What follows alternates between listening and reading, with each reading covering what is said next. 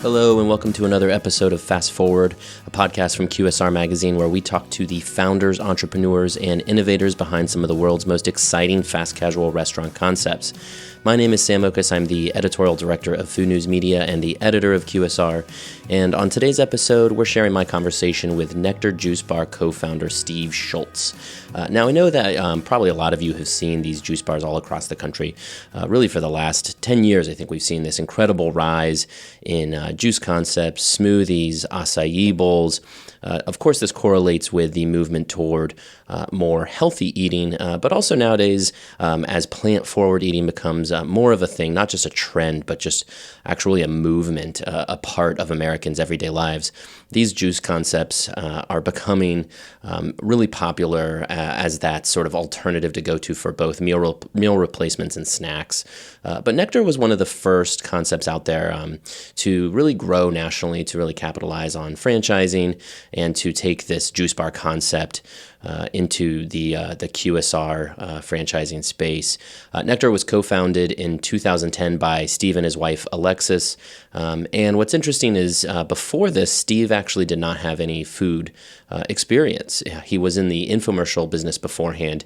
But as you'll hear from my conversation with him, this really was a sort of seminal experience for him in leading into the food service world, as he learned so much about how to market a brand, how to position it, how to capture people's attention.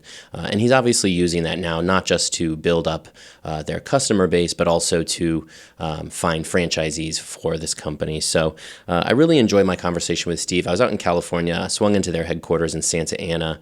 We had this great conversation about where Nekter is today, how they have really leaned into franchising to help with their growth, and also where Nekter is going today and into the future, specifically with all these competitors out there as well, and how they're navigating through all of that. So all of that said, I'm going to roll now into my conversation with Nekter Juice Bar co-founder Steve Schulze.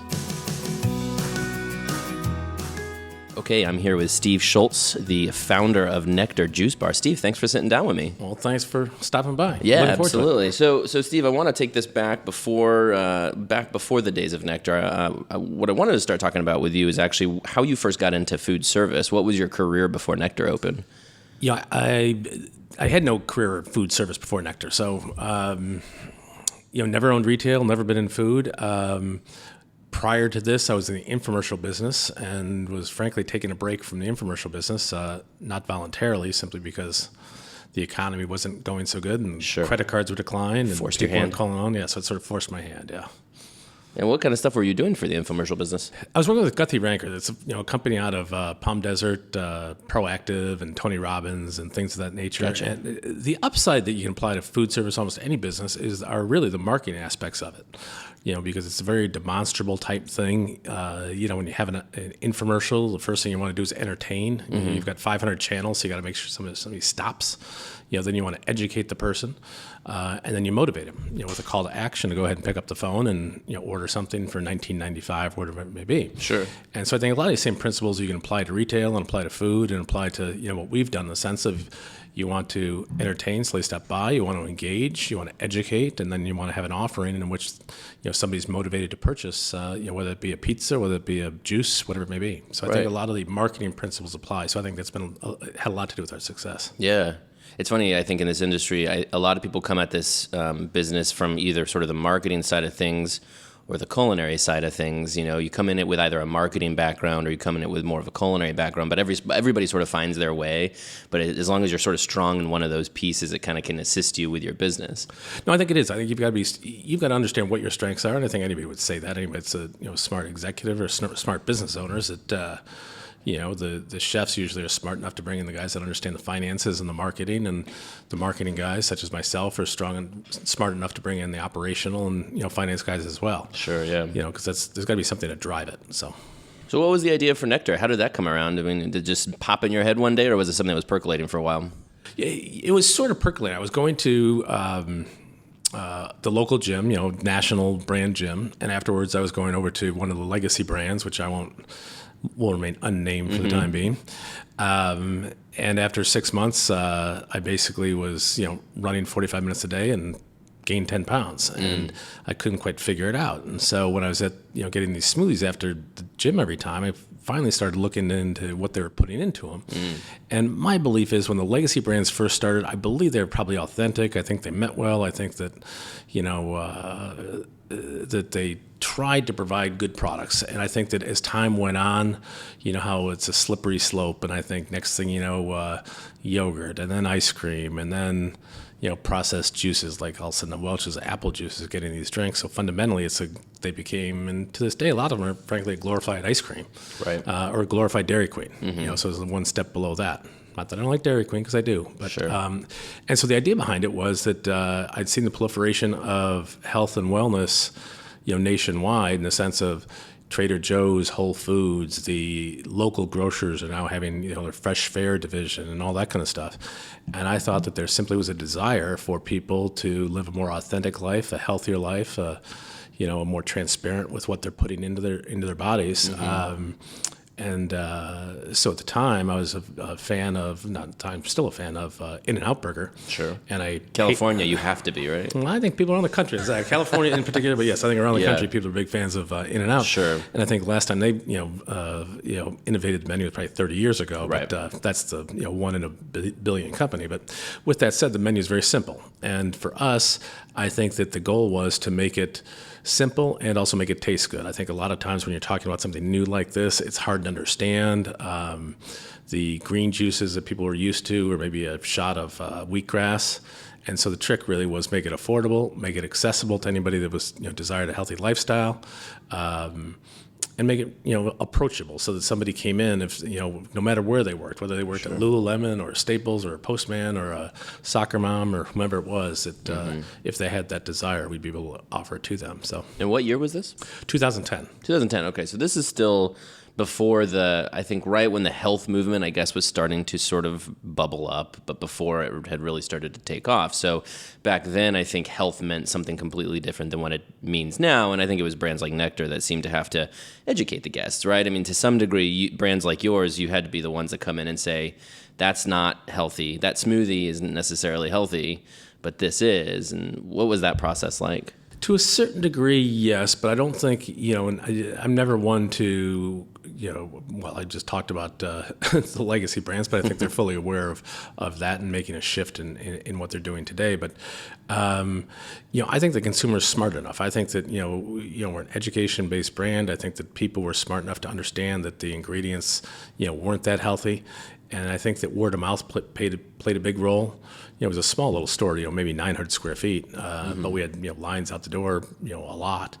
And so I think that we didn't get the question, what's the difference between your juice and a Jamba Juice or Smoothie King or something like that. So we never really got that comparison too often. So I think it was really more of a word of mouth campaign. Sure. And if I remember correctly, your first store was in a Starbucks. Is that right? Yeah. So the impetus behind today I probably would never rent that space. I mean, is you hire the professional brokers, and it's like, okay, I want to be an inline center, daily needs, next to a Starbucks that has X, Y, and Z, and but for us, I was driving down 17th, and on 17th Street was an old coffee shop called Dietrich's. That's here in Santa Ana. Yeah, it's here in right in Costa Mesa. Gotcha. And before the internet and everything, it was always busy. People had this early 90s. People brought their hardback books in there to study, or their laptops and all that kind of stuff. And it was just like a meeting place. And so the concept to me was that if we could make Nekter the Starbucks of juice, make that a meeting place, make that a place where kids and adults and people can come hang out. So what that meant was changing up everything that we knew really about the whole juice and smoothie / lifestyle space, meaning the colors, the design, the seating, the music, the whole, atmosphere. And so I said, why not, no better place to start it than where Dietrich's and Starbucks did. So we went ahead and took that space, and we're still in that same space today. But I'm not so sure I'd rent it again. I mean, volume's great. It's kind of a not well-known deal. Yeah, it worked out. Sure, but that's not traditional location, but yeah. And the process of bringing that to life. So you say you want to bring something similar to Starbucks, but with this juice brand. What were the touches that sort of signaled that? What were the ways in which you kind of created that atmosphere for customers to understand? I get this because this is like a Starbucks. A lot of people get mixed up on who makes a brand, so to speak, meaning that if you or I or anybody we know believes they make a brand, I think they're incorrect in that assumption. Meaning that they say, "Oh, Nike made that brand." Nike didn't make that brand. What they did is they came up with some ideas, and then they were the stewards of that brand. And what they did a great job of was listening to their consumer and listening to their guest, and then catering the message to that individual. And so I think that, for us, the goal was we had to listen to, what our guests wanted. So it really had little to do with, I don't want to force something upon somebody. What I had to do is listen to the guest and then cater the message and, be the steward of that. So I think that what they were looking for really was, a healthy alternative that was quick and easy and convenient. So it had to be in Starbucks. You can pull in, get out of your car, walk up, and away you go. Grab your coffee. And then Starbucks has made various innovations since then with the app and drive-thrus and more convenience, and a lot of those same principles we've applied in the sense of, from the app and so forth, which we can get into later. But sure. But I thought it was, just, I thought it was very important, and we did use a few taglines in the sense of it's about 2 to 3 pounds of vegetables in each and every drink. So we had a lot of campaigns, quite a bit. Are you getting your daily fill of fruits and vegetables and things of that nature? Yeah. Well, let's talk about the culinary side of this. Back when you were getting into your exercise phase, but you still weren't losing weight, were you doing juicing yourself, like personally at home? Yeah, I wasn't doing juicing. My wife was going to Mother's Market, and I would stop by Mother, and so she encouraged me to stop by Mother's. And when I would go in there, I'd always ask because it's busy, and I've always been a curious person. So I'm like, hey, how many juices are you selling per day? 2 to 300. I'm like, that seems pretty good, right? Yeah. And at the time, actually, I was trying to do an infomercial for a cleanse. And cleanse seemed to be the rage. With infomercials, you're trying to pick up on a quick trend and see what happens. And the issue that I had with it was that it was a perishable product. It was very heavy. So to ship it to New York, it's $100. People are expecting free shipping, so it just didn't work. And so it sort of struck me that, hey, if you're selling 200 to 300 juices a day, if we can go ahead and throw in sell a handful of cleanses, there might be something to it. Yeah. And so, therefore, took a flyer on it with the idea of combining the cleanses and the juices. Okay. And was it just juice at the beginning? I mean, your menu has expanded quite a bit since then, but was it just juices at that point? Ironically, the menu has not expanded. I am very hesitant to expand in that nature, the sense of we have approximately 6-7 smoothies, 6-7 juices, and 4 or 5 bowls. And now I think innovation is critical. I think evolving the menu is critical, but I think you've got to stay within the context of really who you are. So we don't have a 4th or 5th or 6th menu. We run LTOs a lot. Sometimes those LTOs will make it onto the menu. We alter our bottled cold pressed juices some, so I do think that innovation is absolutely critical, but I'm not big on stretching more beyond who you really are. Sure. I think too many people, looking for that extra sale, looking for that growth, or get their 3% comp, try and take a shortcut. And I think the shortcut, there is no shortcut. The shortcut really is a great guest experience and a good product. So So the acai bowls, the other bowls, those were on the menu from day one. Yeah, day one. They were right on the menu. Gotcha. So probably some of the first bowls out here in Newport or in Southern California, and they've gone over all since, and you've seen quite a few acai bowl places open up that have done quite well. Yeah, I was going to say, it's interesting how, because that piece of it to me feels pretty new, at least nationwide. So you guys had to have been sort of ahead of that curve on doing the bowls with acai and other fruits. I mean, because I think it was probably 2014 when that started to become more of a nationwide thing, right? Yeah, well, exactly. I'm not sure how nationwide it is, but I think you're absolutely right. I mean, the coasts are certainly pushing it, and you have some brands that are now trying to make a national push and doing a pretty good job of it. But yes, we had sort of a 4-year jump start on that. We were really known, or are known really, for the juices and smoothies. But with that said, acai bowls do take up probably it may well be our largest P-mixer segment in our in our menu. So I'm kind of a nerd with acai bowls because I can convince myself it's dessert, but I eat it for breakfast. So there you go. Perfect. Exactly. Yeah. I kind of liked it when that trend came out, because it was like, okay, now this is a great way that you can kind of deliver fresh fruits and vegetables and other ingredients to even kids, because it seems like a treat, right? Well, and the other thing that it did is that if you look at the in the history of the space that I'm in, if you want to call it, say, the treat space, I consider us more of a lifestyle, but you look at yogurt, you look at maybe, the legacy smoothie brands and such, that's more of a March till Labor Day type deal, viewed as a treat, summertime, after the baseball game, whatever it may be.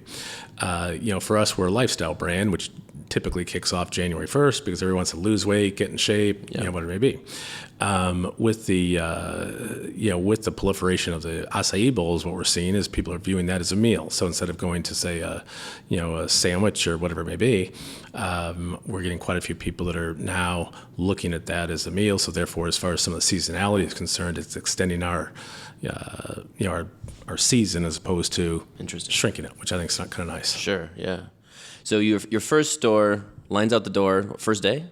Pretty much so, yeah. Yeah, so first day, yeah. Clearly there's a demand in the area for what you guys were doing. Probably former Starbucks customers were glad to see that something else is coming into this shop. How long was it until the second store? I mean, was it just going gangbusters, just like right away you had to open your second store, or did you guys see how that went for a while? Yes and no. We kind of had our fits and starts with the speed in which I wanted to grow the company. We're in Costa Mesa, and for those that live in Newport, Costa Mesa, Corona del Mar. Corona del Mar is not very far away. It's just a few miles. But I used to live in Corona del Mar, and I'd have people come in all the time and say, "Hey, do I have to drive all the way over here?" So that's a good sign. A good sign, yeah. And so we were open a couple months, and I went down to Corona del Mar, and right next to Starbucks was a Safety yogurt. And so I knocked on the door on Christmas Eve, and the guy opened the door and said, "Is the owner?" And I said, "Yeah." And so I introduced myself, a guy named Darren, a really nice guy. And I said, "Is your store for sale?" He says, "As a matter of fact, it is." That worked out. I said, "Well, what are you asking for?" And he said, $120,000. I said, "Tell you what, how about 50?" And he said, "Come back the day after Christmas." So I came back the day after Christmas, and he said, "Tell you what, how about 55, and I'll throw in all the equipment." And so sure enough, I bought the store, took all his, yogurt machines, sold the yogurt machines for probably $20,000 or $30,000, and then used that to build out the store.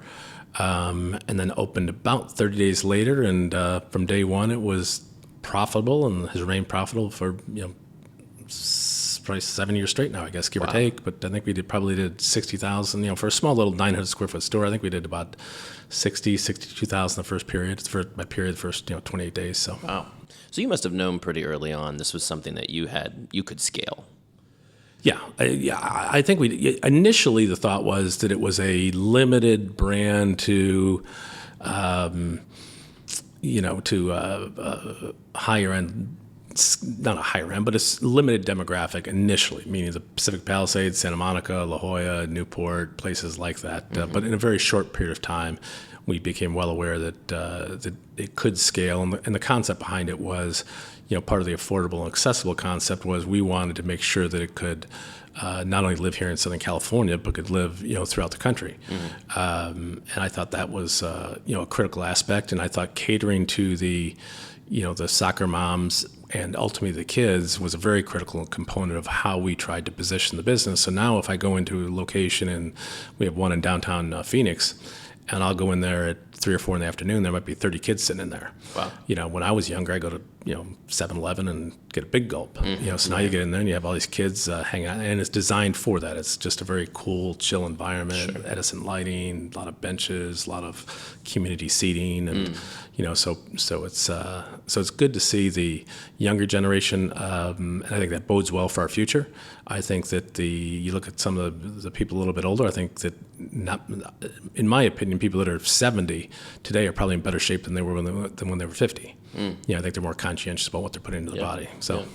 I know we've talked about this before, but your wife wrote a children's book about spinach in juices and smoothies, right? Yeah, exactly. Sneaky spinach? Yeah, very cute, yeah. So I've read this book to my daughter. I have a 2-year-old daughter, and we call it sneaky spinach now in our house when we make smoothies. We throw spinach and we call it the sneaky spinach. And, I try not to project too much when I talk about kids' meal trends, but my daughter eats avocado, and she eats very healthy foods for a 2-year-old, where I don't think I had my first avocado until I was probably 20 years old, right? And it's really an incredible thing to witness that kids these days, not to sound like a grumpy old man, but they really are eating healthy. And for those brands, I think, that are not on top of that and giving these healthier foods, you're going to miss the boat on an entire generation of healthy eaters. And so for you guys, it seems like it's just baked into your concept.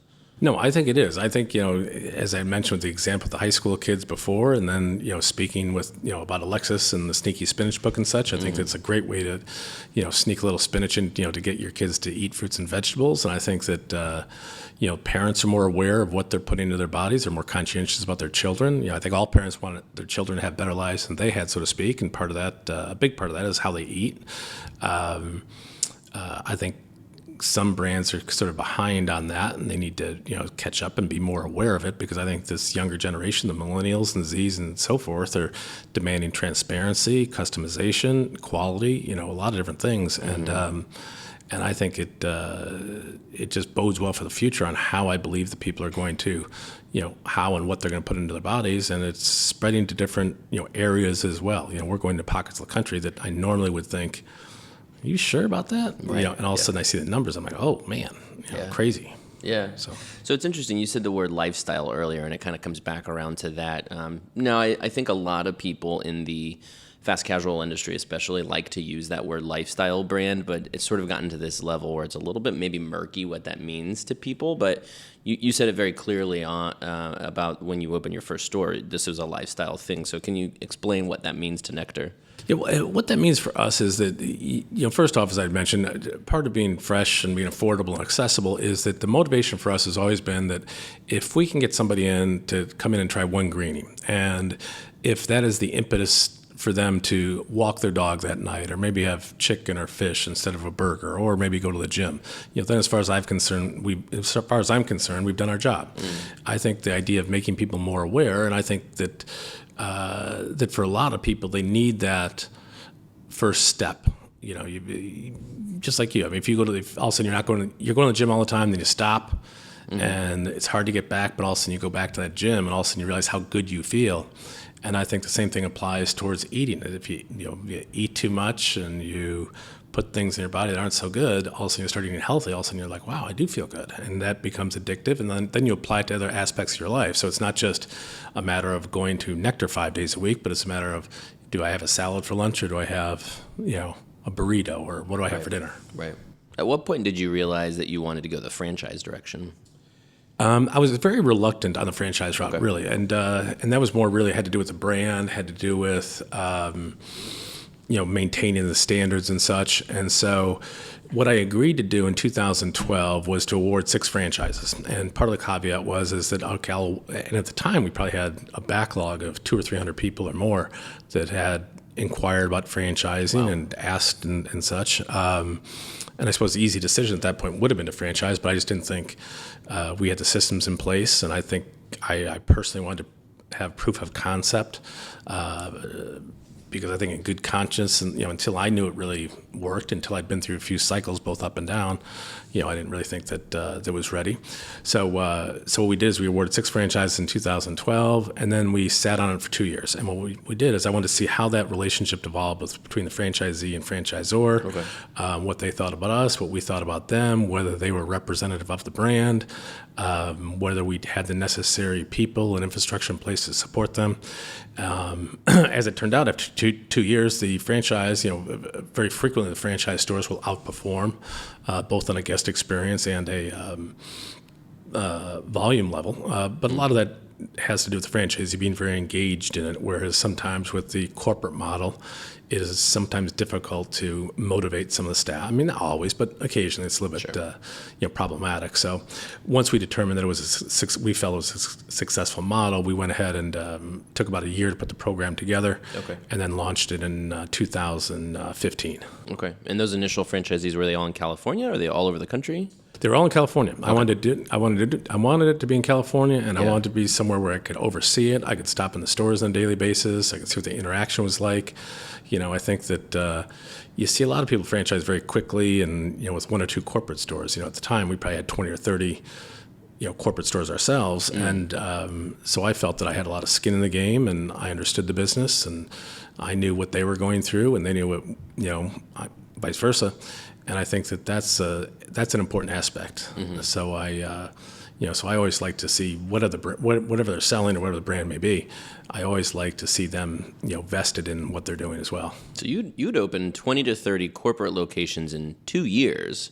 Yeah, 2.5 years. Yeah. So you guys were cruising. I mean, it feels like you guys just exploded out of the gates and you became incredibly popular. I mean, clearly this was the customers being very interested in what you were doing, but you guys, seems like, I mean, that takes a lot of skill to open that many restaurants on the corporate side of things in that short of a time frame. I mean, did you just get really good at opening restaurants, and was it just a really easy sell to all these customers?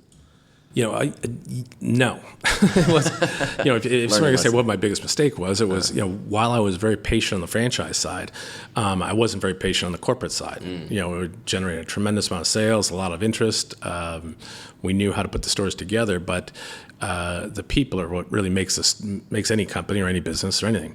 And the issue that we had was that, doubling at the speed that we were spreading out our talent too thin. So while we have, two or three or four really solid people, in a location, by the time you spread those people out, all of a sudden, rather than having, 10 to 15 stores that are really solidly run, we end up with 30 stores that are run somewhat, I want to say mediocre, but to a certain degree, not up to the standard. And that affects the guest experience. And I don't want to say it almost put us out of business, but it was a very, very difficult time. The cost of goods went up, labor went up, guest experience went down, complaints went up. So we took the entire next year, we pulled back from the scheduled opening. We pulled back to maybe 6 openings that year and just concentrated on the guest and guest experience and tightened things up. And did you have to close any shops or no? No. Okay. So you had to close, but manage some didn't do so well. Yeah, but we turned around and I think again, if you focus on it, I think you can make it work. Not that all locations are perfect, of course, but. So then the franchisee partners, both those first 6 and then beyond. Were you looking for just like independent sort of mom and pop operators, or were you looking at bigger sort of operating companies? What was the kind of franchisee that was sort of that sweet spot? When we first started, we awarded the 6 franchisees, and I don't think a single one of them had food experience. And I'm not sure any of them had retail experience. But then again, I didn't really know anything about franchise, and I didn't really know who I was looking for. Except made in heaven. There you go, exactly. Perfect. Yeah, ignorance is bliss, I guess, right? And I think what we were looking for is some people that are passionate and believed in what we were doing and believed in the culture and the lifestyle, and they all did. And subsequently, I think between those 6 initial franchises, I think they probably own 20, 25 stores combined cumulatively right now, and have done very well with it. When we look for franchisees now, I still think it's based on who the person is. We have a combination, obviously, of people with food experience, and we also have individuals that are just passionate about Nekter and their brand and things of that nature. Was it scary to franchise it? Everybody talks about sort of the leap you have to take in handing over the control of the brand to your franchisees.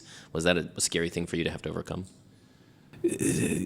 For a lot of people, it is. I wasn't overly concerned about it. I thought that we'd been in business long enough. We had certain expectations. We have a fairly detailed training program. We have people in the field. A lot of people view it as like their child going off to college, or it's shifting who they are. Are they really a franchise company now, or are they really a juice and smoothie and lifestyle company? Sure. And I have not yet had that that feeling, so to speak. I think that if you get the right people, you trust them and support them and help them grow the business, then I think you don't really feel a separation between the two. Yeah. But that's my opinion. I'm not so sure everybody else thinks that, but I do. At what point did you guys expand outside of Southern California and into sort of the wider country? Because you guys, so I'll just say that you are now at 120, is that correct?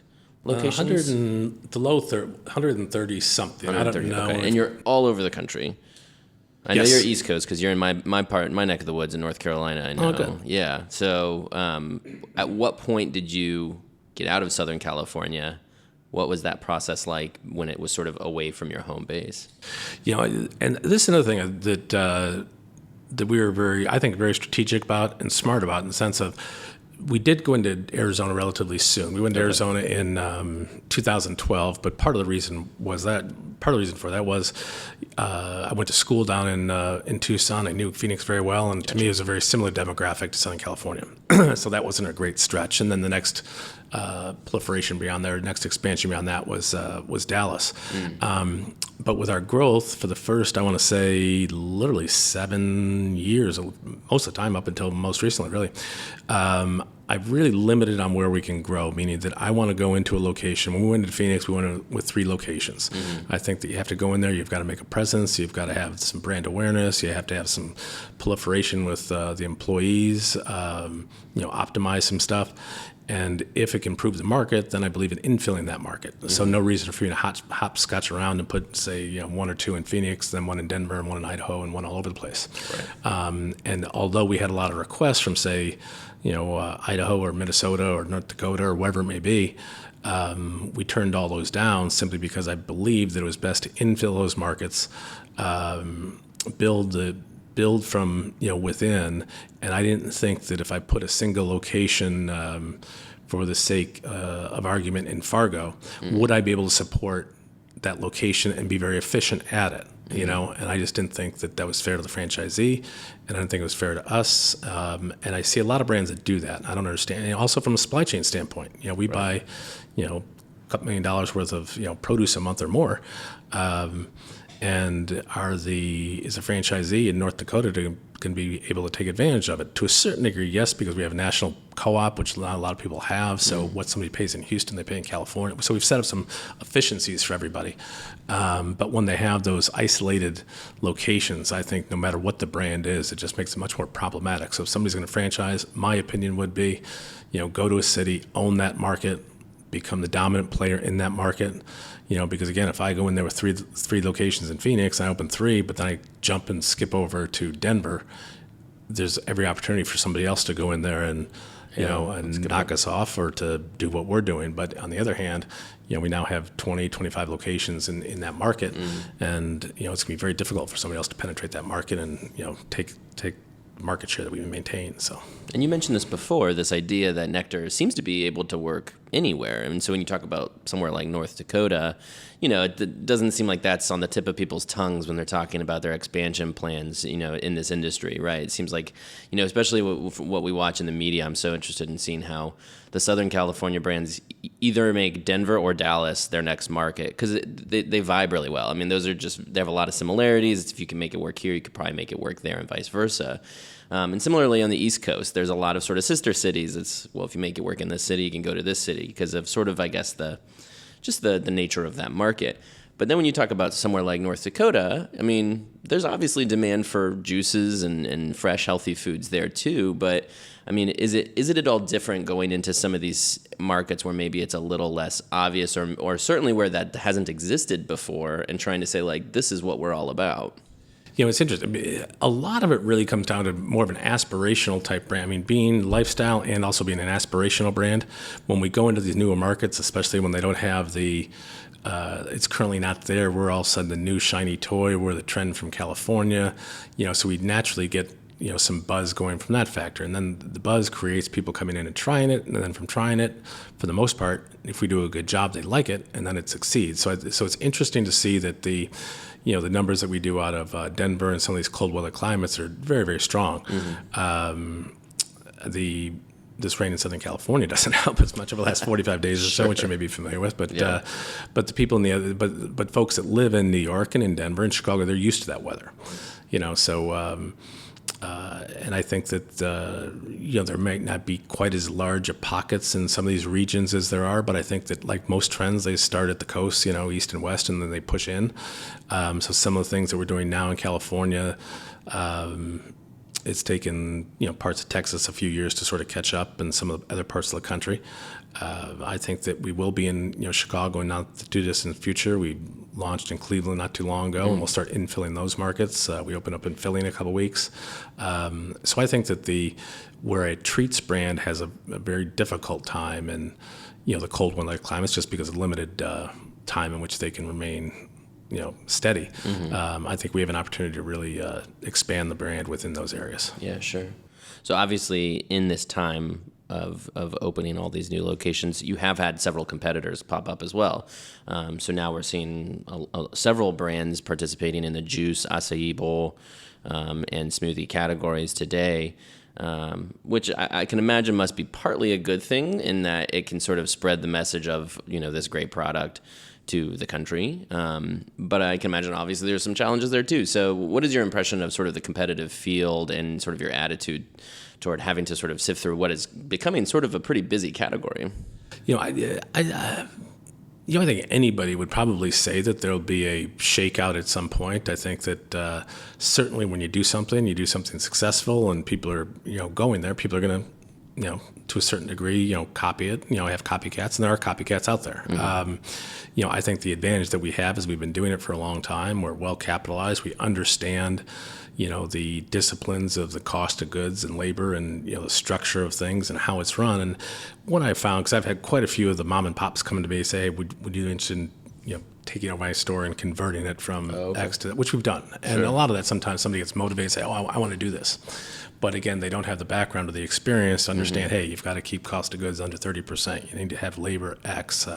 How do you deal with these challenges? It's more of a passion project.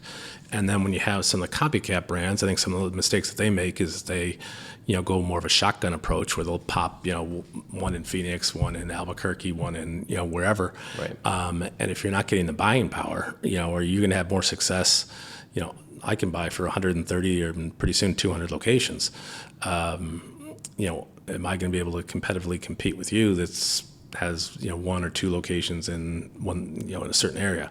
It just makes it that much harder to do. So I don't mind seeing the competition. I like to see what they're doing, see if there's anything new. I think that we're in the process of a brand elevation. Is what we call it internally, and we'll be launching that here in a couple months. And the goal for that really is to, on all aspects, from technology to our offerings to the guest experience, it's basically elevate and sort of reinvent ourselves. And I don't mean reinvent, but to, just amp it up to a new level that that people really haven't seen in the marketplace before. Okay, let's talk about that, because I think my impression of this industry right now is that experience is sort of becoming critical to success, right? I mean, it always has been, sure, but now when you talk about off-premises becoming such a huge part of business, you talk about just the vibe of the restaurant, the way guests experience your brand. All of this is really, it's helping the brands sort of rise above the competition, because customers, that's what they want. The technology piece, of course, has become huge. Digital ordering, mobile apps, delivery, third-party delivery, all of that. I can imagine for a business owner like yourself, that's got to be a little intimidating at the same time, because you guys get this stuff fast and furious, these new changes in technology trends. But how has this really lifted up the Nekter brand, and what is your impression of how the brand has really kind of accepted and adopted a lot of these sort of new technology trends and off-premises stuff too? The technology aspect, I think, has been an important part, and we struggled with for a while. We brought a digital marketing director in here. John Asher has done a great job and took ownership and control of it. And when he came in, I believe when we launched, we did around, I want to say maybe $10,000 in sales through our phone. If I want to look at last month or last period, I think that through our app/reward program, what was it, $1 million every couple of weeks, give or take? Yeah, something like that. Sure. Which is unbelievable. I mean, and what that does is a variety of things. I think one is we're catering to the actually all sorts of demographics. But again, we got the millennials in there, speed of service. It allows us to optimize labor. As labor when we first started was $8 an hour. Now it's up to 15 here in California. So you've got to figure out how to manage labor. And if all of a sudden your orders are now, you have 27% of your orders coming through the phone, or whatever percentage it may be at that particular period, that allows you to, look at your labor, look at your prep times, your throughput and such. I think that the DoorDash and delivery services, I think that not a lot of people love them just because they take such a big margin and they worry about the experience. But again, I think that's part of what you have to accommodate and adapt to. And I think there's more things. I think there's a lot more things ahead. The kiosk and self-ordering. We see in the tests we've seen. All of a sudden you'll walk in the store, there may be 10 people in the store, and And Sam, you'd be sitting there at the POS, the cash register by yourself, right? And there's 10 kids, and there's a self-order little kiosk. Yet all 10 kids are sitting there, and you're like, hey, I'm over here. Come over, see Sam. Sam's by himself. Yeah. And sure enough, they won't. They'll just wait in line, and whether it's just I'm not sure what it is, but I just think it's fascinating to watch and see. So we'll see how that evolves as well. I always have that experience where I walk into a Panera and I look at all of the kiosks. There's people standing there and they all look confused. They're all staring at the kiosk like, what? How do I?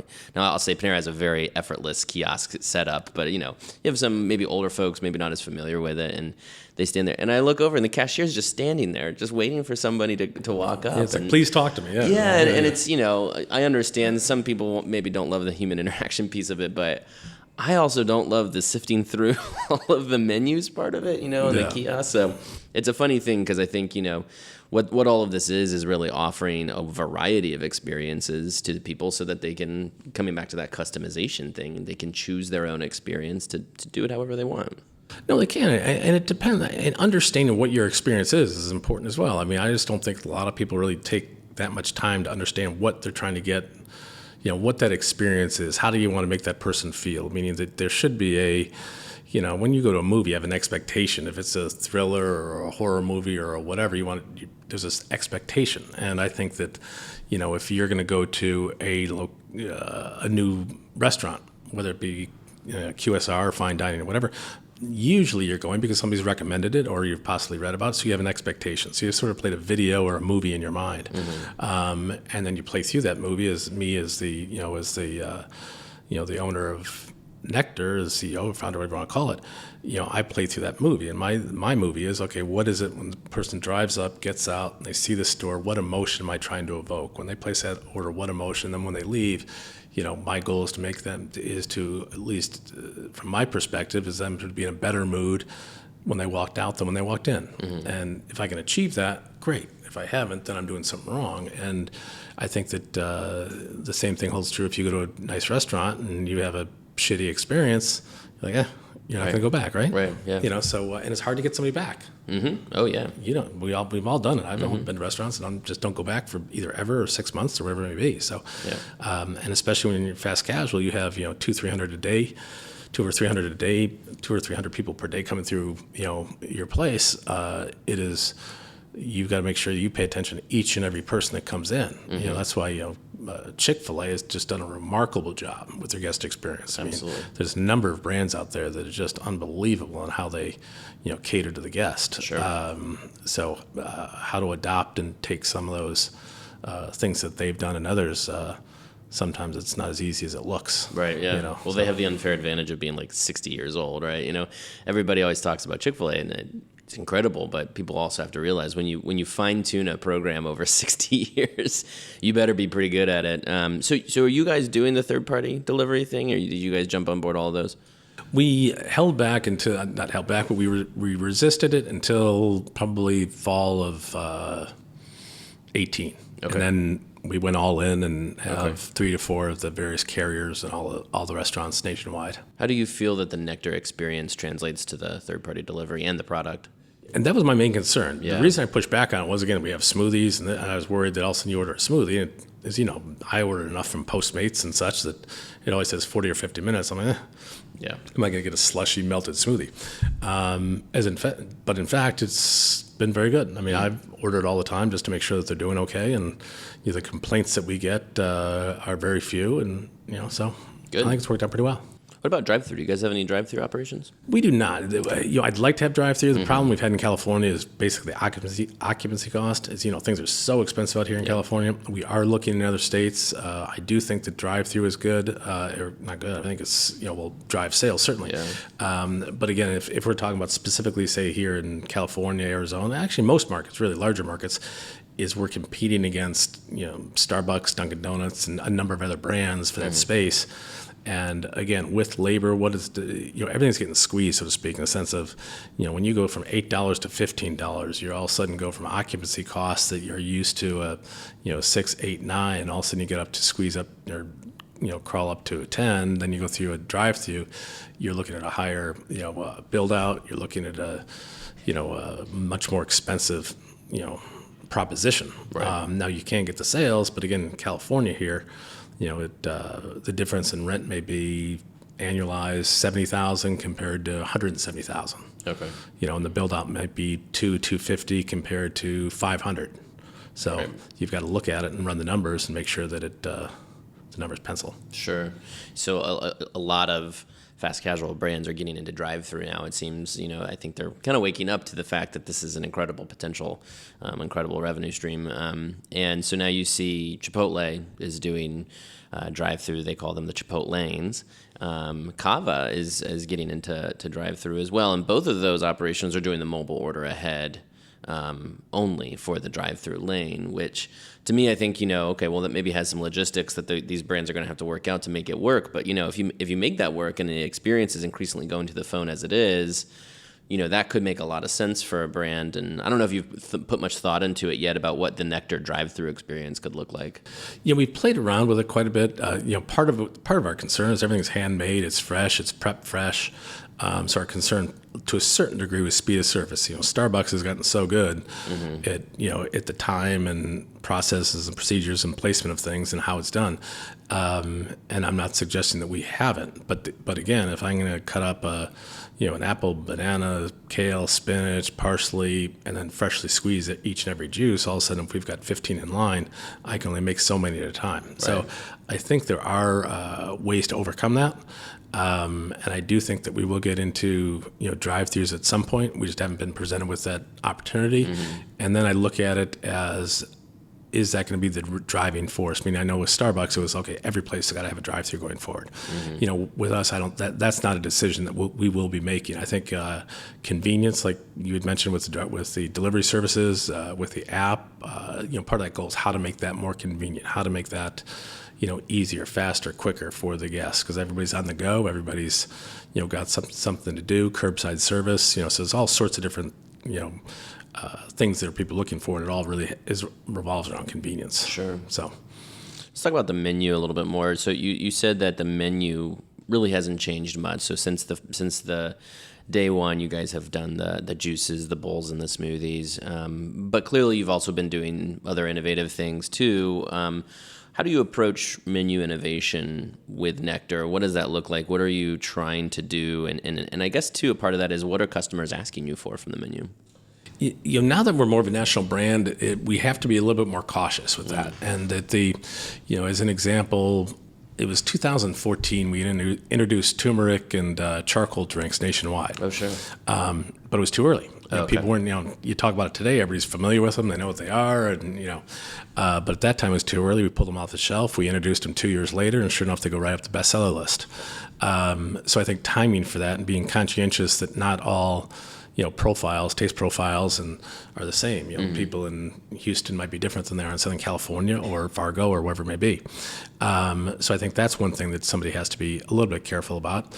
As far as innovation, I think that, staying on trend, obviously you've got to pay attention to what's going on. Obviously today people are, the keto diet, lower sugar. I'm not a fan, even though we do sell a cleanse. I've never been a fan of cessation diets. I just don't think that, for us, I've always viewed the cleanse as an example, as a way to just give your body a break. Just, you have a big weekend, you have a ribeye, maybe a big glass of wine, and whatever it may be, it's Monday. I just look at it as a good way to give your body a break, let things slow down a little bit, and and that. And I think that with keto, I think that less sugar is. I'm not a huge fan of the concept of the diet, because it's simply not a sustainable thing. And I just don't think that, you need carbs for your brain to operate, for us to work and have a conversation, really, and not be angry all the time. But anyway, so there's a balance in between that. But with that said, I do think that less sugar is better. And so part of the innovation for us is, taking the sugar contents, even in the fruits and vegetables that we have, and lowering that, whether that means subbing out, apple for celery or cucumber, things of that nature. So we've made some modifications on that front, and we're always looking at new, probiotics and prebiotics and forward-thinking ingredients. So I think that the innovation and what you offer and how it's presented, I think all those things are critical. Meaning, I think you have to innovate from all perspectives. Yeah. But then again, you can't listen to everybody. People give you free advice all the time, and if I were to give anybody advice out there, I'd say block out the white noise, because everybody's got, hey, you should do this, you should do that. or don't open Nekter. Why? In 2010, everybody saying no or this or that, and so I think you've got to stay to your gut and stay to your trusted team and listen to your guests and stay focused, not, be so sporadic. My impression is that customers are fickle because I feel like the trends move quickly, and when you talk about something like charcoal, that just exploded onto the scene, right? And then all of a sudden it was really Instagram friendly. And so we had this whole wave of charcoal products. And then, I don't know, you don't hear about it as much anymore, and customers kind of move on to their next thing. And that must be aggravating for a business owner, right? This got to be so frustrating to try to keep up with this. Well, it's aggravating and it's frustrating. It's perplexing to a certain degree. Right. And I'll give you a great example of that. So right now, as you probably well know, celery is like the big thing. It's the rage, right? Mm-hmm. From 2010 to 2014, it was number one of the Dirty Dozen. Don't put celery in my drink. It's like the worst thing in the world. This. And now all of a sudden you've got, Oprah and Kim Kardashian and everybody in the world, I got to have it. And frankly, I've been having it. I like it, and and whatever. But again, it's going to your point is that, a few years ago it was a Dirty Dozen, you can't touch it. Now all of a sudden it's the greatest thing in the world. The trends will come in and out as well. Charcoal all of a sudden is this, and so that does get to be frustrating, which I think goes back to the point of, again, looking and using the keto as an example. I think that if we didn't have the experience, we would probably jump in too heavy and try and follow that trend and chase it. Yeah. So I don't think that. I think that's a silly idea because it's going to go ahead and that'll fade out in the next every 6 months, every year or two, the new hot diet comes in, whatever it is. So I think to follow those kind of things, to follow the trendy diet type stuff is not a good idea. With that said, I think that certain things you can always take away bits and pieces of what they're doing, i.e. lower sugar and lower glycemic drinks and conscientious of that stuff. Sort of a microcosm of the sort of perplexing consumer, I guess you could say, has been the poke trend, which you guys got a front row seat to here in Southern California when it first exploded. Now, I will say, I've had really great poke, a lot of great poke operators out there, but that category just went into the next level very quickly, sort of following the trend of, I like to say it sort of followed the trend of frozen yogurt, which was, put one on every corner. Certainly a low barrier of entry, you don't need a hood, all that stuff. But when I think about that, I think to myself, this is a brand new category. This is something Americans don't know anything about. And I guess what I'm thinking about too is for Nekter, for juices and bowls, it's not brand new, but like there's an element of it that's you still is like, you have to sort of make this category something that Americans aren't just going to grab a hold of temporarily and as a trend, but that they want to become, a regular part of their life. Is that intimidating at all to think that you're kind of working to make sure this is something that customers are going to keep coming back for every day and, month after month, year after year? Yeah, you do. And you get scared. Are they going to come back ever again? Yeah. As an example, at the end of the year, the fourth quarter is always a very difficult quarter for us. And, as people all of a sudden, to a certain degree, give up on their diets, they have Christmas parties, this, that, other thing, and the weather isn't as good. And, all of a sudden sales slow down. You're like, oh, I remember the first several years at first, I was like, oh my gosh, what happened? And all of a sudden January hits and, there's, it's like a stampede. Sure. But I think that going back to your lifestyle idea, I think that it's, how to continue to cater to that lifestyle to make sure that you're reinforcing the message of, what that really means to each person, because, lifestyle and how they're going to eat is a little bit different to everybody. So sometimes that can get a little bit confusing to me. And I think that you've got to, really own who you are, own your brand. There's some brands out there that have just done a fantastic job. You've seen Lululemon, you've seen Dry Bar do a remarkable job of it. When you think about that, just blow drying hair and, what they've been able to do with it is, is a great thing. And there's a lot of other companies that have done that as well. Mm-hmm. And so I look to companies like that and trying to see what they're doing, how they apply it. And it doesn't have to be in food service by any stretch of the imagination. It could be in technology. It could be in, traditional retail. It could be, in any aspect of it. But I think you got to take those principles and apply them and really pay attention to each and every guest as a individual unit and, each and every day. So. Sure. So you said you guys have something of a brand refresh or elevation coming up here. What will that look like? And further down the road, what do you think Nekter will become in the future? We've got a few things coming up. One, we have the brand elevation coming up in short order. Two, which I may or may not have told you, but it'll be coming out relatively soon, is we recently signed on with Whole Foods to take over in-store concessions, which what that means, we're going to launch in Malibu May 1st and then Porter Ranch. And then, so not a lot of people know this, frankly, but we'll have an announcement pretty soon. But they go through, as you can imagine, a very thorough due diligence process.